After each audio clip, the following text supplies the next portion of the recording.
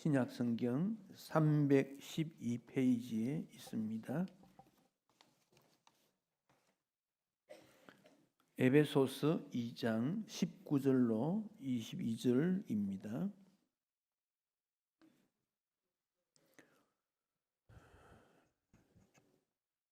우리가 함께 말씀을 받들어 읽겠습니다.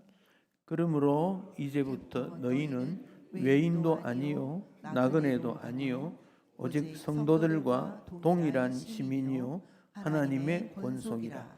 너희는 사도들과 선지자들의 터 위에 세우심을 입은 자라. 그리스도 예수께서 친히 모퉁이 돌이 되셨느니라.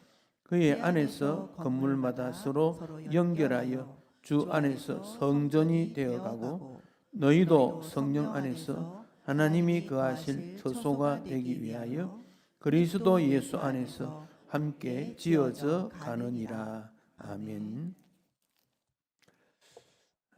지금 우리는 사도신경의 내용을 조목조목 주제로 살펴보고 있습니다.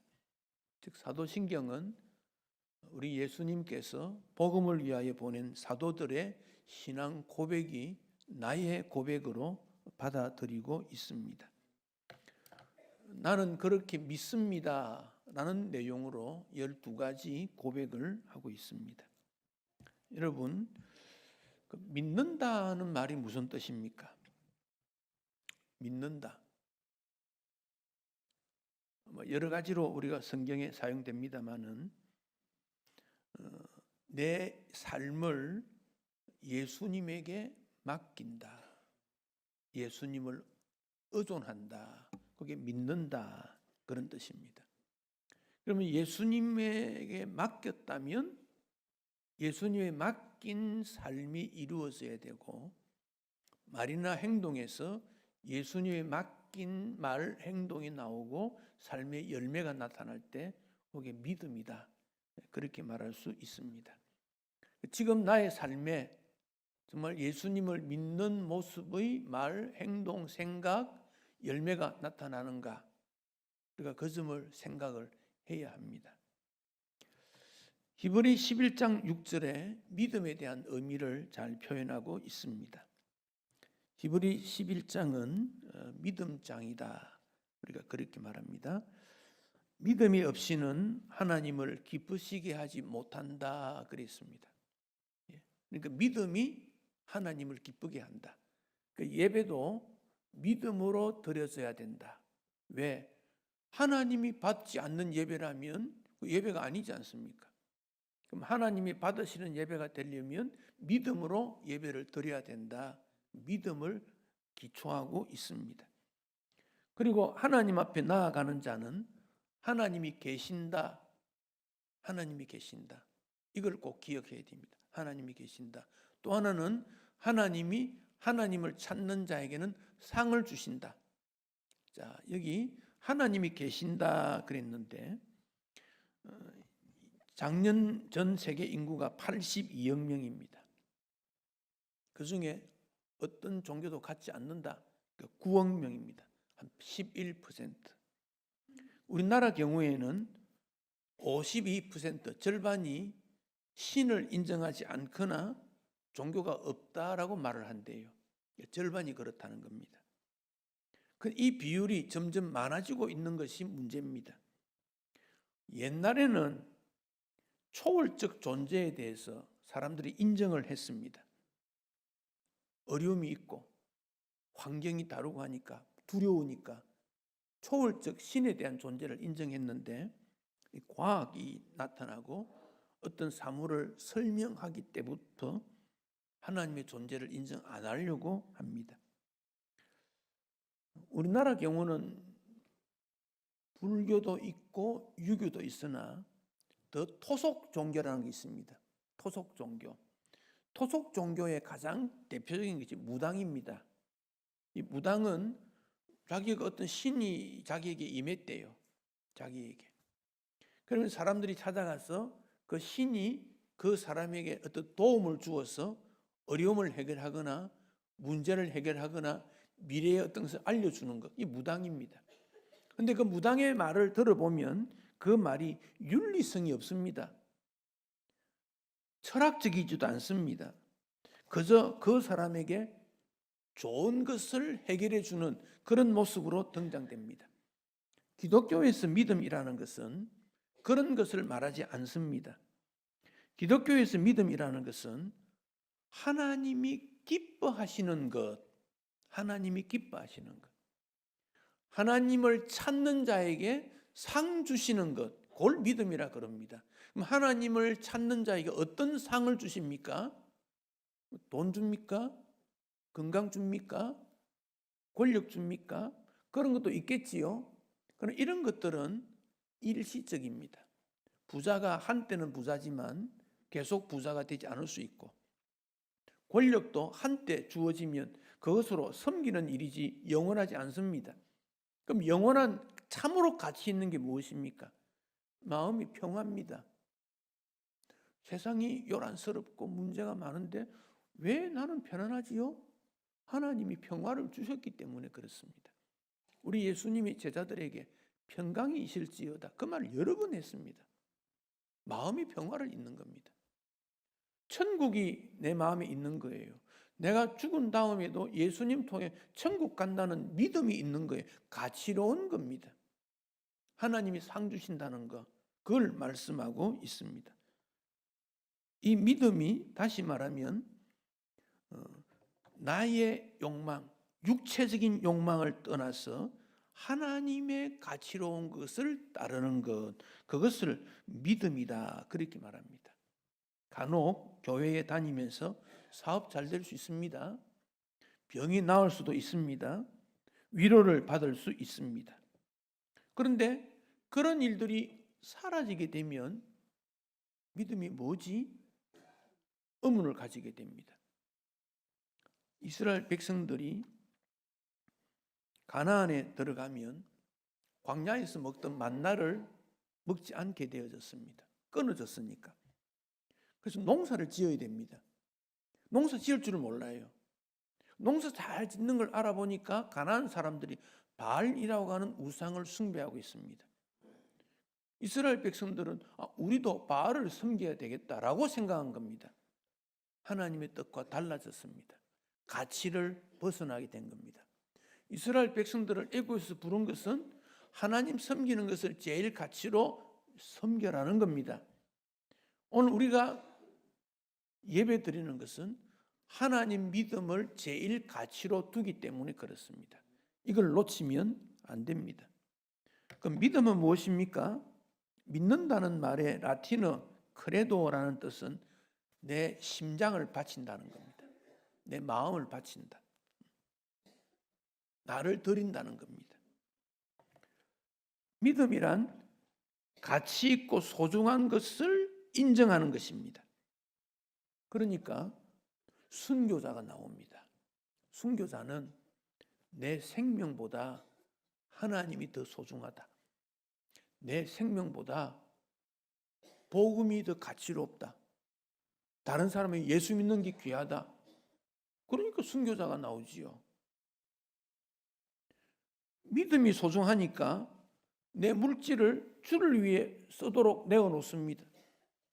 내가 간직하고 내가 사용하는 것보다 복음 위해서, 복음을 위해 수고하는 자를 위해서, 교회를 위해서 내어놓게 됩니다. 그게 믿음이라는 겁니다.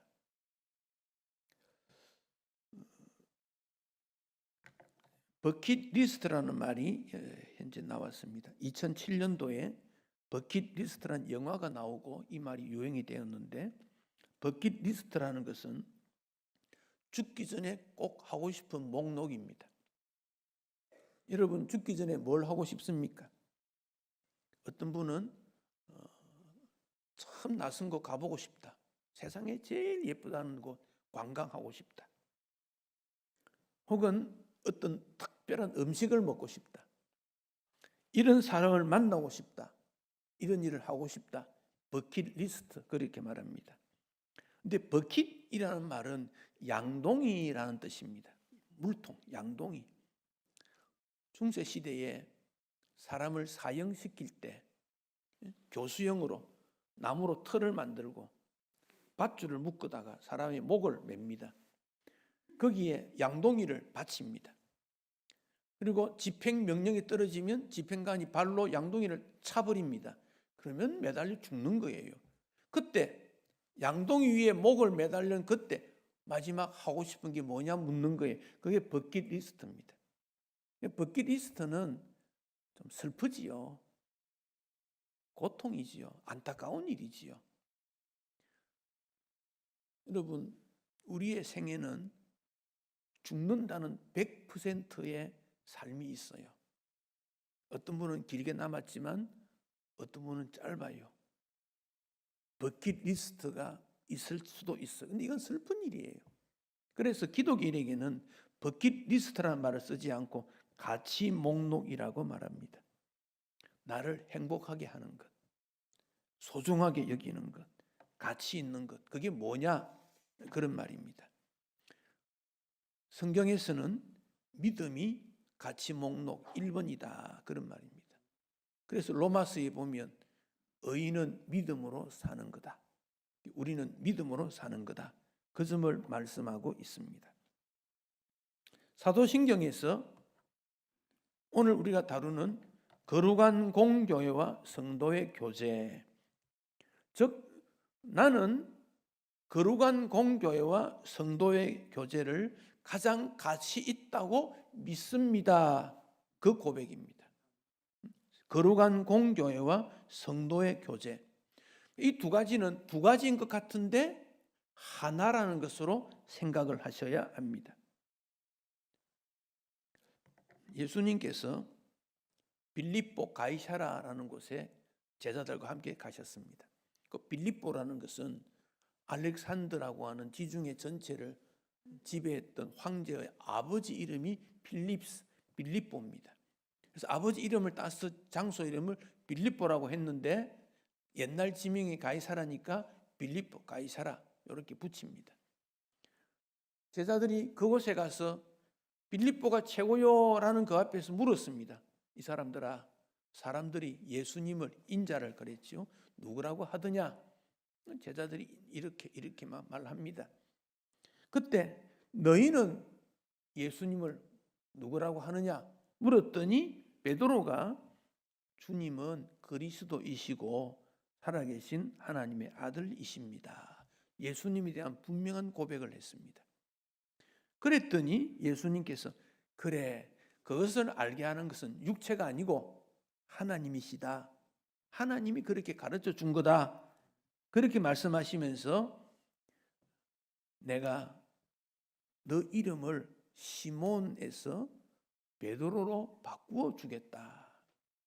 그렇게 하고 또 하시는 말씀이 반석 위에 내 교회를 세우겠다. 자, 여기 이런 문제가 있습니다. 베드로 이름의 뜻은 게바, 반석이라는 뜻입니다.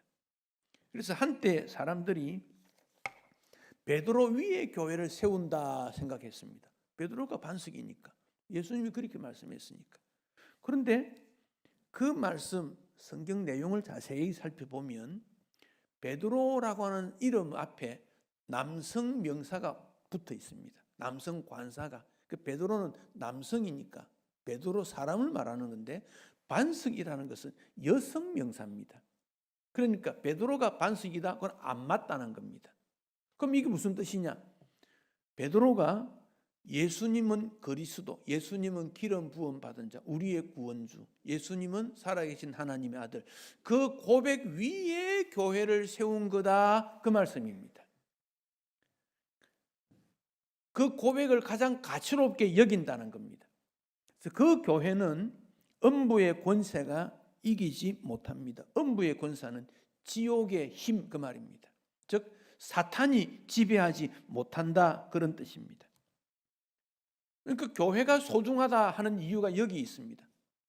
거룩한 공교회라는 개념, 거룩한 공교회라는 말은 교회의 성격이 거룩하다라는 뜻이고, 공이라는 말은 보편적인 모든 교회, 우주적 교회, 그런 뜻입니다. 교회는 거룩하고 보편적이고 우주적이다, 그런 뜻입니다.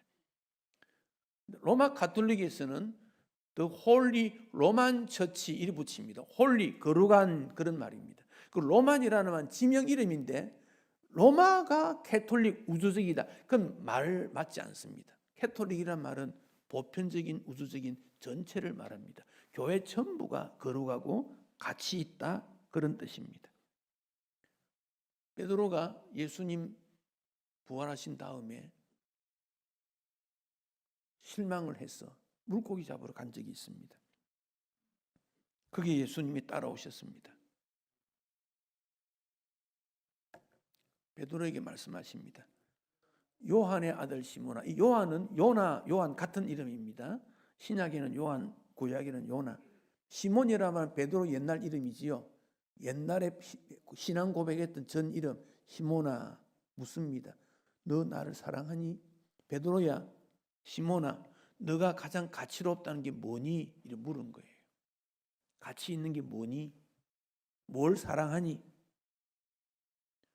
너가 나 사랑하니? 예수님을 믿는 것이 가장 가치로운 것이라고 인정하니? 그 말이에요. 그 베드로가 부끄러워서 말을 못합니다. 주님 아시지 않습니까? 왜? 예수님 배신했거든요. 가치로운 것을 내려놓았거든요. 주님 아시지 않습니까? 그것을 3번 확인한 다음에 내 어린 양을 먹이라. 무슨 말입니까? 복음 전해서 예수 믿는 사람 되게 하고 믿음 약한 사람을 양육시키고 다 예수 믿게 해라. 이게 제일 가치 있는 거다. 그래서 교회는 복음을 전하고 복음을 가르치고 전도하는 일이 가장 가치로운 거다. 그걸 말하는 거예요. 그래서 교회 안에 여러 직분 중에 가장 가치 있는 직분을 목사에게 두는 이유는 말씀을 가르치고 양육하는 일이기 때문에 그게 제일 가치롭다. 그리 말하고 그들에게 교회가 격려할 것을 말하는 거예요. 그 다음 모든 직분은 그 직분을 감당하기 위해 돕고 협력하고 격려해서 어떻게 하면 예수 믿는 사람을 많아지게 할까? 그게 가치롭다 그런 뜻입니다. 바울이 에베소 교회에 편지를 했습니다. 오늘 읽었던 본문이지요. 19절로 20절에 이렇게 말씀을 했습니다. 같이 한번 읽겠습니다. 그러므로 이제부터 너희는 외인도 아니고 나그네도 아니고 오직 성도들과 동일한 시민이요 하나님의 권속이다. 너희는 사도들과 선지자들의 터 위에 세우심을 입은 자다. 그리스도 예수께서 친히 모퉁이 돌이 되셨느니라. 자, 이제부터 이 말은 예수 믿을 때부터 외인, 나그네, 바깥의 사람이 아니다. 외인도 나그네도 아니다. 성도라 구별되었다. 하나님 나라 백성이다.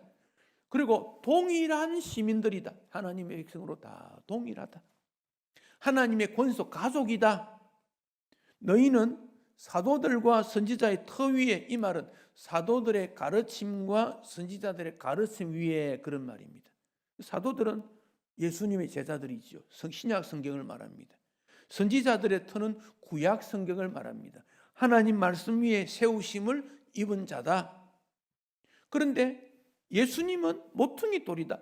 모퉁이 돌은 기준점입니다. 기준점으로 대해서 이렇게 집을 짓고 이렇게 집을 짓고 예수님은 기준이고 그 위에 건물을 이렇게 지어가듯이 믿음을 지어가는 거다. 그게 너희들이다. 너희들이 교회다. 거룩한 공교회다. 우리가 거룩한 공교회를 믿는다. 그런 말입니다. 믿는다. 그러면서 21절과 22절의 중요한 단어는 서로라는 말과 함께라는 단어입니다. 21절에 서로 연결되었다. 22절에 함께 지어져 간다. 따로따로 움직일 수 없다. 그런 말입니다. 돌 위에 돌 하나는 따로따로 있으면 아무 가치가 없습니다. 그는 뭐 이 걸림돌이, 거치는 돌이 되는데 돌끼리 딱 모아서 착착 올렸더니 기둥이, 건물이 되고 벽이 되고 기둥이 되더라는 거죠. 서로와 함께라는 단어입니다. 교회는 서로 함께 지어져 가는 곳, 이게 교회입니다. 오늘 우리는 완벽한 사람은 아무도 없습니다. 부족합니다. 서로 함께 연결이 될 때 완벽한 교회가 된다. 그런 말씀입니다. 교회들마다 이 끼리끼리 있는 경우가 있습니다.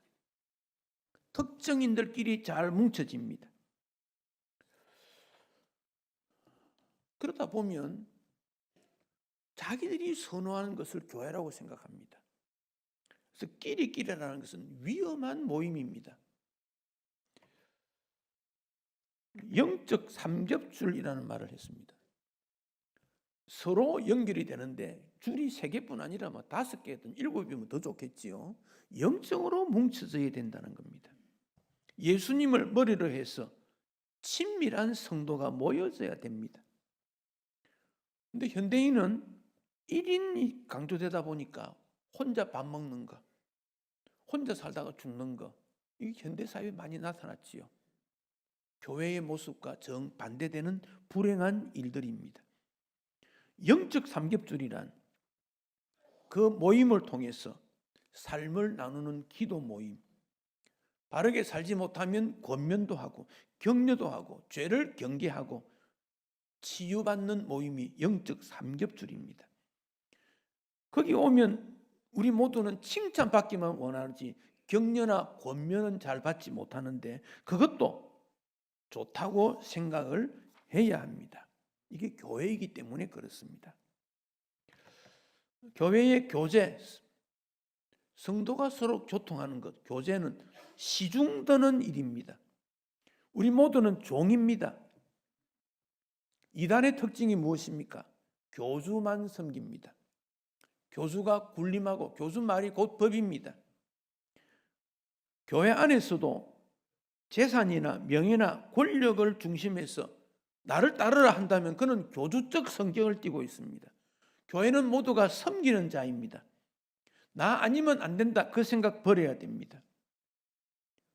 어떻게 나는 섬길까? 겸손한 마음이 교회입니다. 고린도 교회는 가장 은사, 재능이 많았던 교회이지만 반대로 가장 분쟁이 많았던 교회인데 바울은 이런 말을 합니다. 나는 심었고, 여기 나는 바울입니다. 즉 바울은 복음을 뿌렸다는 겁니다. 아볼로는 그 당시 성경학자입니다. 탁월한 성경학자입니다. 그는 물을 주었다, 양육시켰다는 겁니다. 그런데 자라나게 하시는 분은 하나님이셨다. 오직이라는 말이 강조됩니다. 우리는 씨를 뿌리는 사람도 있고 물을 주는 사람도 있습니다. 관리하는 사람도 있습니다. 돌보는 분도 있습니다. 섬기는 분이 있습니다. 그런데 자라나게 하는 분은 하나님이시다. 이 원리입니다. 하나님이 자라게 한다. 하나님이 교회되게 한다. 하나님이 일꾼을 세우고 하나님의 나라를 만드는 것은 하나님이시다. 이것을 잊어버리면 교만하기 쉽습니다. 각자의 역할은 다르지만 섬기는 것이 은혜입니다. 매년 연말이 되면 교회에 어떤 조직을 하게 될 때 어떤 분이 이 조직 잘하셨는데 이 일을 하면 좋겠다라고 생각합니다. 그런 조직을 하면 제일 반발이 심합니다. 나는 절대 그리 못한다는 거예요. 나는 여기에 평생 있고 싶다는 거예요. 그럼 다른 분은 어떻게 됩니까? 낯선 분과 어울리는 일을 해야 됩니다. 교회에 나오시는 분들 마음에 은혜를 받으면 섬기고 싶은 마음이 다 있습니다. 근데 섬기는 것이 아무렇게나 섬기는 못하고 자기 잘하는 것으로 섬깁니다. 그 잘하는 것을 섬기려고 하니 이미 섬기는 사람이 있습니다. 그럴 때 이미 섬기는 사람이 자리를 양보해 주어야 낯선 사람이 그 일을 할 수 있습니다. 그럴 때 옆에서 도와주면 돼요. 그런데 너가 언제부터 교회 왔다고 그런 일을 한단 말이냐? 알지도 못하면서 그럼 평생 못합니다. 교회에 가장 많아야 될 것은 칭찬입니다. 봉사도 칭찬으로부터 이루어지게 되는 것입니다. 이 문제가 해결되지 않으니까 교회의 행정이나 깊숙이 들어오기를 싫어합니다. 상처받겠다. 교회 잘할수록 상처받는다. 섬기지 않으려고 합니다. 우리는 칭찬하는 말, 칭찬하는 습관을 가져야 됩니다. 100% 만족하는 일이 있습니까? 나도 나를 만족하지 못하는데. 그러나 10%만 잘한 것 있으면, 칭찬하면 그것으로 행복을 나눌 수 있습니다. 그게 성도의 교제고 교회의 본질입니다. 만약 어떤 분이 봉사를 하는데 숨겨진 동기가 있다 합시다. 다른 목적으로 봉사를 했다고 합시다. 그것을 진심 어린 마음으로 그를 잘했다고 칭찬하면 숨겨진 동기가 사라질 수 있습니다. 교회 본연의 모습으로 회복이 됩니다. 예수님이 그렇게 하지 않았습니까? 제자들을 칭찬했습니다. 성도를 칭찬했습니다. 한 번 한 여인을 칭찬했습니다. 그랬더니 한 번의 칭찬이 그를 평생 주를 섬기는 일꾼으로 만들어줍니다. 칭찬이 요구됩니다. 여러분은 이미 하나님의 사람, 소중한 사람입니다. 자신을 사랑하십시오. 주님과 함께하는 일이 소중합니다. 거기에 우리는 성도의 돌봄이라는 것이 꼭 필요합니다. 서로 함께 지어져 갑니다. 16세기 종교개혁자들은 교회를 예수님의 몸, 주님의 몸, 이 말보다는 성도의 교제라는 말을 더 많이 사용했습니다. 혼자 예배만 드리고 가면 혼자 마음은 편할지 모르지만 어울려 섬기지를 못합니다. 어울리지 못한 그분과 함께 하는 일을 노력해야 됩니다. 그렇다면 교회의 중요한 핵심 여러분, 오래 다녔던 여러분, 양보하는 마음을 가지셔야 됩니다. 상대방을 존중히 여길 수 있어야 합니다. 디트리 보네프라는 사람은 20세기 성자라고 불립니다. 신학 사상은 보수적인 그와는 조금 다른 게 있습니다만은 그가 21살 때 베를린 대학에서 박사학위 논문이 성도의 교제였습니다. 공동체로 존재하는 그리스도가 곧 교회다, 이런 말을 했습니다. 그가 미국의 유니온 신학교의 교수로 있을 때 이미 독일은 히틀러에 의해서 독일 교회가 완전히 무너지고 있었습니다. 그는 교수직을 사임하고 독일로 갑니다. 그 이유는 독일에서 고통당하는 성도들과 함께 하겠다는 겁니다. 히틀러는 독재자입니다. 교회를 엄청나게 박대했습니다. 여러분, 독일이라는 나라는 루터가 독일 사람 아닙니까? 칼빈도 그 옆에서 종교개혁을 했던 사람, 스위스, 독일 왔다 갔다 하면서 종교개혁의 핵심지가 독일입니다. 그런데 히틀러라는 독재가 나타나서 교회를 박해합니다. 무너뜨리게 될 때 디트리 보네프는 교회는 성도 간에 서 있는 그런 교제가 교회다, 그 말을 하고 독일에 와서 목회를 하다가 게스타프 비밀 경찰에 의해서 체포되고 순교를 당합니다. 사람들은 본헤프를 히틀러 암살 계획을 세웠기 때문이다, 그렇게 말하는데 본헤프 자신은 성도의 교제인 교회를 세우고 교회를 지키기 위해 히틀러를 거부하다가 죽임을 당한 사람입니다.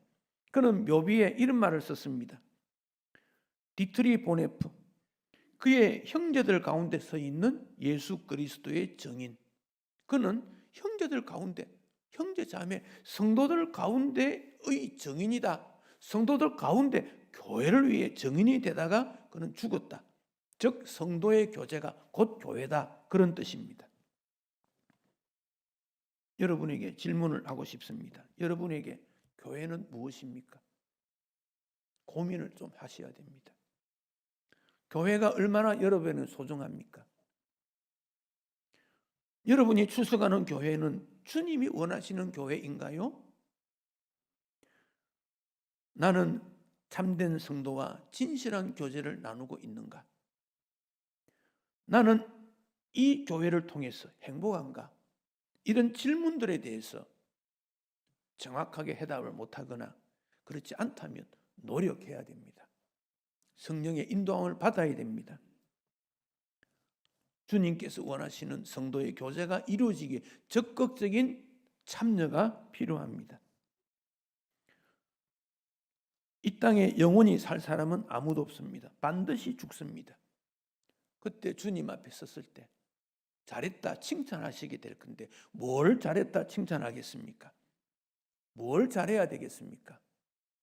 약한 사람 마음을 다독거려주고 믿음이 약한 자를 붙들어주고 말없이 주님 앞에 섬기는 그를 주님은 잘했다 칭찬하실 것입니다. 우리는 거룩한 공교회 성도의 교제를 믿는다고 고백합니다. 예수님이 세운 교회가 나에게 가장 소중하고 가치롭다는 고백이요, 함께 예배드리는 성도는 정말 가치롭다, 그분과 나는 하나다, 나는 그분을 위해 헌신할 수 있다, 그 마음이 있어져야 된다는 겁니다. 우리의 감정 속에 어떤 일 때문에 관계가 틀어지면 오래 갑니다. 그것을 성령으로 말미암아 풀어야 됩니다. 그게 성도의 교제입니다. 교통이 무엇입니까? 오고 가는 거예요. 생각이 오고 가고 말이 오고 가고 행동이 오고 가는 게 교통입니다. 단절이 되면 안 됩니다. 믿음이 좋은 분도 단절하면 안 되고 모든 성도가 단절되면 교제가 안 됩니다. 밥 한 그릇 먹었다고 교제가 되고 함께 일했다고 교제가 됩니까? 생각이 공유되고 주님의 뜻이 오고 갈 때 참된 교제가 되는 겁니다. 바울은 교회를 예수님의 피로 세웠다고 했습니다. 우리 교회가 예수님의 피로 세워진 교회, 구원받는 공동체입니다. 그렇다면 믿음의 고백대로 거룩한 공교회와 성도가 서로 교통하는, 교제하는 것을 믿는다는 고백대로 주님 앞에 서야 할 것을 다짐하고 실천하는 주의 백성들이 되시기를 축복합니다. 기도하시겠습니다. 주님,